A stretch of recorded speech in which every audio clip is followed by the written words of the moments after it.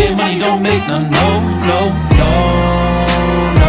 Go get your money, yeah. Scared money don't make none, no, no, no, no. Go get your money, Let's see. Hold I up, hold started up. cutting hair when I was Hold like, up, hold up, hold up, hold up. Okay, he oh, started. He oh, you started. just thought, oh, you was waiting on me, bro. Man, nah, it ain't started yet. But now we start. Okay, here we go. All right. All right, Welcome back to You Not Gonna Like This. This is episode 21, Artistic Creations Part 3. Today with us, we have Justin Barnes. I've known Justin since my freshman year in college. Justin, you care to introduce yourself to the people? what's good, y'all? Justin Barnes. How about Prince Cutz on campus or like everywhere else for real, for real. I've been cutting hair for about 8 years now. Uh, I'm a Sigma vice president on campus, all that, you know. Dang, cutting hair for about 8 years. I didn't know he's cutting hair that long. Yeah. Well, well, so, let's get right into it. Since Justin's a barber, we can go ahead and talk about his brand and things pertaining to getting a nice haircut. All right, so first things first, well, you kind of told us how long you were cutting hair with the Prince Cutz brand, but tell us how it all came about. What led you to do these things, And do this? I say first of all, like any other black kid growing up, like your dad cut your hair. My dad, he was cutting my hair consistently all the time, all the time. Didn't mess up. So like as an adolescent, I was like getting more like conscious about my haircuts and all that. So then my dad, he just like messed up so bad on this side of my head, bro. Like on this side, it was like the little sharp little 5'3", whatever you want to call it. This side was going straight down. And I was like, hey, yo, dad, like, give me the clippers, bro. I got to come on here from now on, bro. So then he gave me the clippers. He told me, like, the little lever doing on the left side, bro. I was like, bet, that's all I need. So I started cutting my own hair from that point on. Then I started cutting my nephew's hair, started practicing on them. Then I had dudes from high school, middle school, and high school hit me. Started cutting them. Then I had, like, the whole high school cutting. And then so on and so forth. So that's how it all started. Like, I was only charging, like, $7 back then, too, though. And then I got to college freshman year, charged 9. Then sophomore year, charged 11. And now I'm charging like 15 right now, and like 20, 25 for house calls around King George. But yeah, that's how it all started, man. But like, yeah, I'm gonna leave it at that. See, like going for more questions. I don't want to talk too much. Right, well, yeah, I feel your pain. If you know, this ain't stereotypical. I don't know if it is, but every black male kid has had their dad cut their hair. I don't know why, but it's something Facts. very common. Hey, man, I you gotta used to save hate. some money. I used to hate when my dad cut my hair. He would never like actually cut it. He would just like it got so bad. My mom was like, "You're not cutting his hair no more," because he would just go, just straight, just cut it. It's like Yo, no, like, all right, we go give you a fade. Nah, just straight exactly. military cut every time. I'm like, okay, this is ridiculous. Yo, And back in middle school, high school, that's what people had doing this with the skillet joke. Oh my god, yeah. man. It's like, oh my god, I had to protect my neck at all times. Never I was never safe. do it, please. Never was safe out there. Yeah. Well, but the next question is what inspired you to become a barber? You kind of hit on that, which your dad giving you a straight line and a 5, kind of messing up your hairline. So that's kind of inspiration story right there. But you got any other kind of inspirations besides your dad messing up your hair to I make you? would say this. So like a lot of people that I've talked to, like they don't actually choose the barber life. The barber life chooses them. So like I wasn't looking to become a barber, none of that. Like it was like the last thing I ever thought about doing. It's just like I found it just came to me naturally after like I started cutting people's hair, like my friends like that. So like I didn't choose this life at all, but it chose me. Like now I'm just taking it and run with it for real, for real. Like if you ask like a whole lot of people that like in barbershops now, they have like big aspirations to like, go federal, be a doctor, or be a lawyer, stuff like that. But now it's like they just in the barbershop having the time of their life. They're getting to mentor people, getting to talk to kids and like old men, just like you're like a psychologist in a sense, a therapist, all that just by being behind that dude cutting his hair, talking to the dude, and like getting his like mental calm down a little bit. You know what I'm saying? Like having the opportunity to do these things to people is like it's more than just cutting a dude's hair. It's more than just like cleaning the dude up, blessing this dude, all that, bro. it's like you're changing the dude's life, like not 3 different things, like for real. Well, shoot, as we talked about in episode 13, importance of a fresh line, we all know the importance of a good cut. Like you said, it's definitely therapy. I don't know, like, I got the wave cap on now, and I'll be woofing and letting the hair grow out, and I cut it after like 2 weeks or a month. Man, I ain't gonna lie, the clippers feel like the best thing in the world. You just feel like your head just being like, freedom. It be short like how you want it. You get adapted. It is therapy though, because like they be talking to you, trying to make you comfortable. Because people think you just can walk up in a barbershop and just sit down with anybody. It ain't that simple. Like people think, oh, it's easy to go get a hair. You just gotta pick a guy and go there now. Because like for me, when I see a barber, first time I gotta go, I don't get no haircut. It's gotta be the lineup. You gotta get the lineup test. The lineup test is important because if he can't line me up, then I can't give him my service. He might be the coolest dude, but if bro can't give me a line, then I'm like, not really you gotta test him out. Yeah, I done had a few. Somebody messed up before her back in freshman year. I haven't been to him since. I was like, man, I don't know how you messed this up. It was bad. Like it wasn't good. But yeah, barbering it's more to it. It's more to it than just cutting hair. It's kind of like a therapy for most guys. It's like the getaway space because movies like Barbershop 2 and Barbershop the Next Cut all are like how the barbershop's kind of like a family scene, talk about sports, anything, anything that comes to mind. Barber talk is like, I don't know, what would women call like their talk sessions? What would they call those? I don't know. Like little cat talks, I don't know. I don't know, something like that. Like, how the salon talk, barber talk, barbershop talk, something like that. But that's how it kind of is. But all right, so you've been cutting hair for about 8 years now. So what has been your favorite cut to give to people? Favorite cut to give to people? I would say a low temp fade, which starts like right here. I like that because like you can do like the whole entire fade without using any enhancements. Because like depending on how you do it, you can like make that cut sharp, like super sharp. Just by doing like a low temp fade. Like I like cuts that look naturally sharp. Like I don't use enhancements, none of that stuff. Like like the spray stuff or like black ice. I don't use none of that. I hate black ice. That stuff is stupid. Yeah, like some dudes like that stuff and like pay like a good buck for it, but it don't last that long for real. I like a good natural cut because like it lasts long and like it'll carry the confidence a whole lot more than like that 1 day confidence. You know what I'm saying? But I would say a low temp fade, like if y'all know what that is. But yeah, low temp fade, and it's like pretty quick too. It's real quick. But I'm doing sharp, but I love a low temp fade. Everybody like a good fade, high top, low temp, like you said. But man, what you got? For those, what's that again?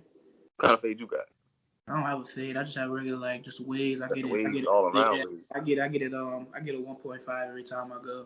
Keep it like that. Some reason, no matter how hard I brush my hair or I take care of this, I can't get a 2. It's like my hair the 2 just don't show well. I'll be like, well, but the 1.5 shows amazing. Like my 1.5 is probably the best part to get. But yeah, everybody like a natural cut. I don't know if this is a thing they say in the barber world, but for people that do get their hair cut, if your haircut does not last at least a week and a half, something ain't right. It's just not right.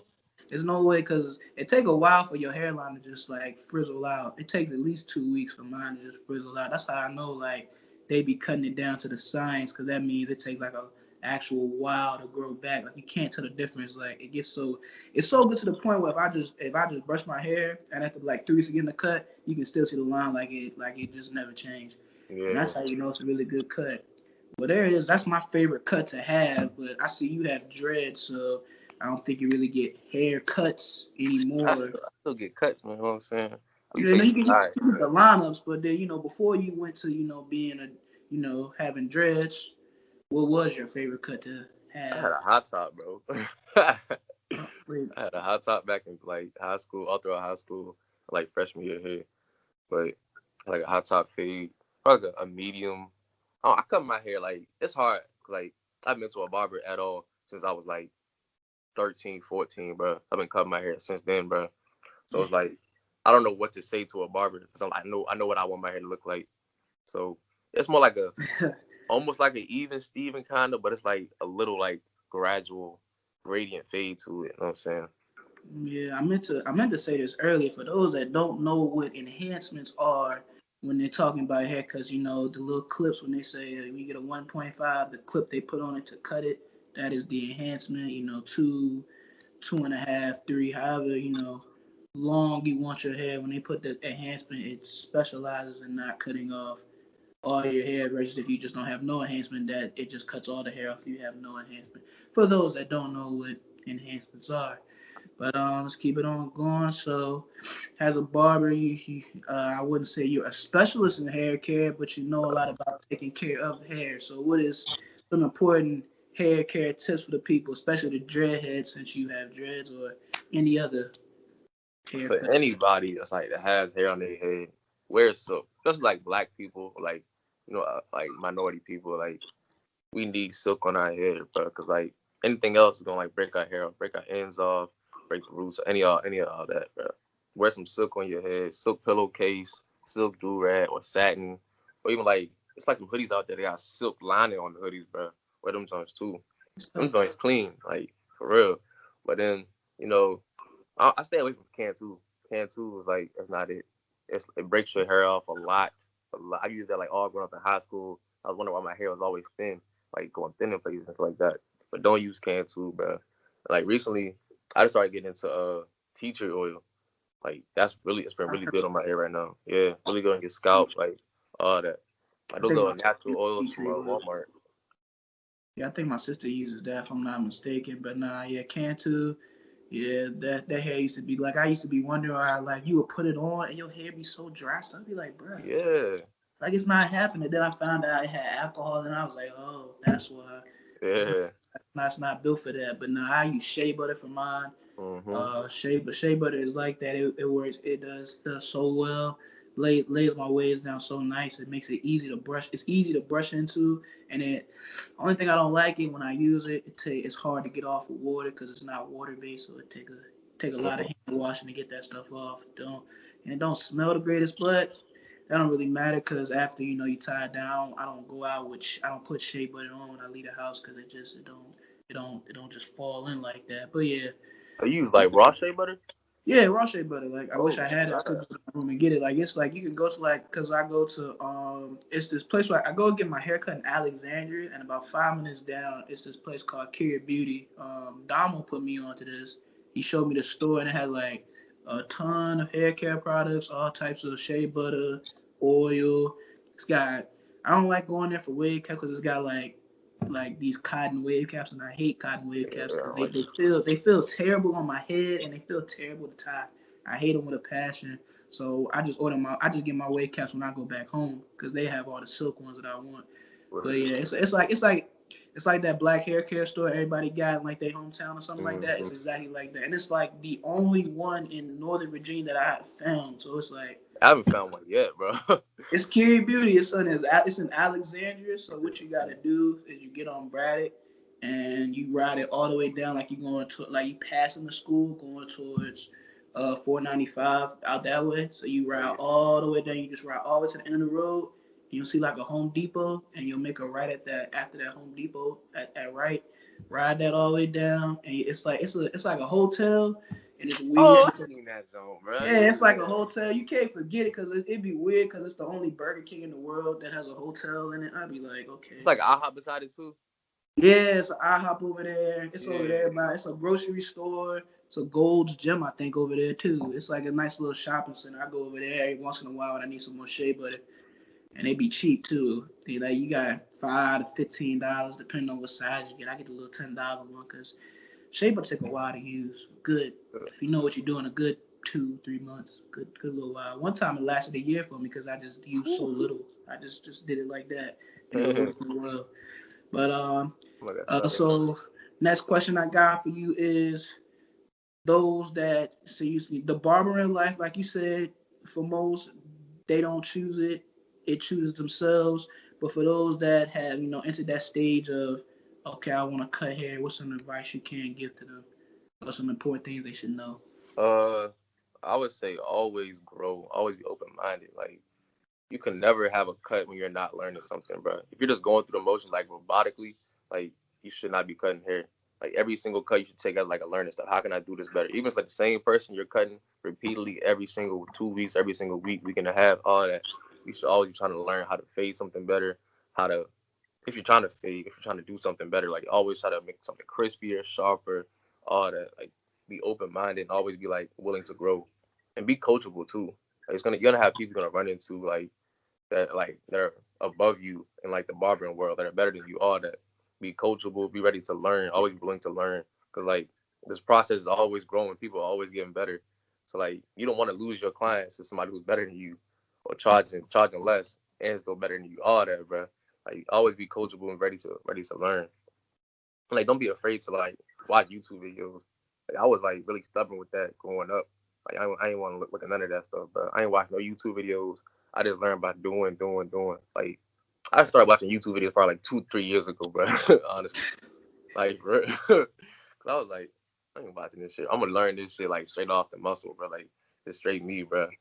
But yeah, bro. Watch YouTube videos, willing to learn, be coachable, open-minded, and try new things. Like step out of your comfort zone, for real. That's the really big thing. Like stepping out of your comfort zone, cause like in the barbering world, like you gonna have like this one head, like you know most black people cut black hair, like got that straight head person, you know what I'm saying?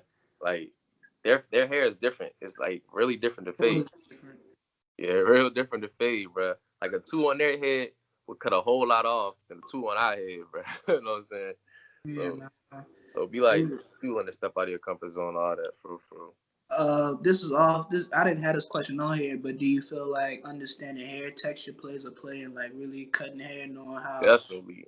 thick somebody's hair is, so you know exactly how to cut it, right? So you make sure you don't give bro a low fade instead of a high top fade. It just looks exactly, bro. You gotta understand all of that stuff, man. Like before I get somebody like coming to my house, like coming for a haircut or anything like that, I see their haircut on Instagram, like see their hair texture. And I have all like the guards laid out just like for their hair. And I always start with like the biggest guard first because you don't want to take a lot off first. Like I start like the biggest guard first and just chop it down a little bit to like a manageable size. So then I find out like, all right, that's what I'm working with and that's how to work with that basically. Yeah, understand the hair texture. Like you got some dudes that got no hair texture. You got some dudes that got great hair texture. He said no hair texture. Bro, straight up. That's bad. That's bad. If you put like any kind of moisturizer or something on your hair, you gotta get hair texture. You ain't got like it's no dudes hair out there texture. that got no texture, bro. Like that joint just like the hair don't even like lay down straight. It just curl up in little balls, like going straight up or it's going all these different things, bro. I know that's a pain. So kudos to the barbers that can fade those. But I can fade those too. Like it's just like it's really difficult trying to get that fade looking good with like some hair that don't lay down or don't go in a direction and just sit there. Kids that don't be like brushing their hair and things like that. Yeah. Sitting high, you gotta be like. You gotta be real careful with that junk. Like one wrong move can take off a whole lot. Yeah, I understand that. Definitely. But that's kind of all the questions I really got for you on here. Shout out to you for joining the show today. Those that need to reach them, I'm gonna put the Instagram page in the thing because it's at Prince Cutz on Instagram if I'm not mistaken. I don't know if you got any other outlets that you use or you just use IG. I use IG for real. All right, sounds good. Well, that's going to be in the thing. I might put it at the beginning as well so people can see it for those that don't watch the whole episode. But that's all I really got for y'all today. Appreciate y'all for watching. This is our signing off. Like I said earlier, shout out to Justin for joining. And join us for our next episode, Award Show Misjudgments. I'll talk about definitely how the award show be definitely messing up the artists. Oof. And all the other things that's happened, especially the biggest one everybody always talks about is Macklemore winning the award over Kendrick and J. Cole that year. Ooh. Talk about that. They always be hot that one. Grammys always find a way to mess it up. But that's all we got for y'all today. See y'all soon. All right, yo. Thanks for having me. What's up, everybody? That concludes today's episode. Join us next time when we release another one. As always, we continue releasing our episodes Friday at 12 on a bi-weekly basis. Give us a follow on our pages, Instagram, Twitter, and TikTok. All the ad names are right there on the screen. As always, this is your host, Ira, signing off. And see y'all soon.